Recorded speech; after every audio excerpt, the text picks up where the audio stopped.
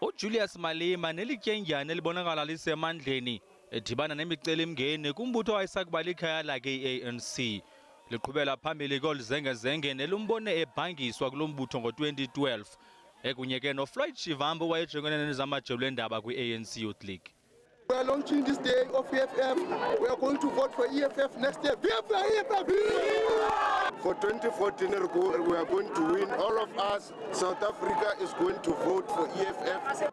Ngo-2013 kwazala umntwana omtsha i-Economic Freedom Fighters neyaba likhaya lezopolitiko ke lalithatha inxaxheba kunyulo lukazwelonke nolwamaphondo ngo-2014. We have carried the mandate of achieving the economic freedom in our lifetime. In the first year, 2013, 2014, we managed to launch our very first formal structures of the EFF.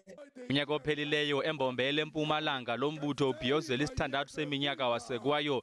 Julius Malema wema kwelithi lo mbutho uyawuze ukwakhele eburhulumente napha eMzantsi Afrika.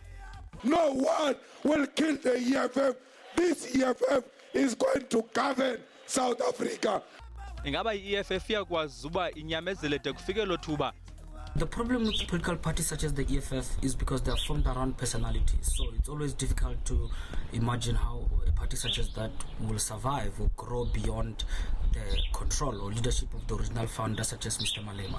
Kuyasonga liyo ke lo mbutho uza kube ubhiyozela iminyaka esixhenxe wasekwayo. NdinguAbongile Dumako kwindaba ze-SABC eGauteng.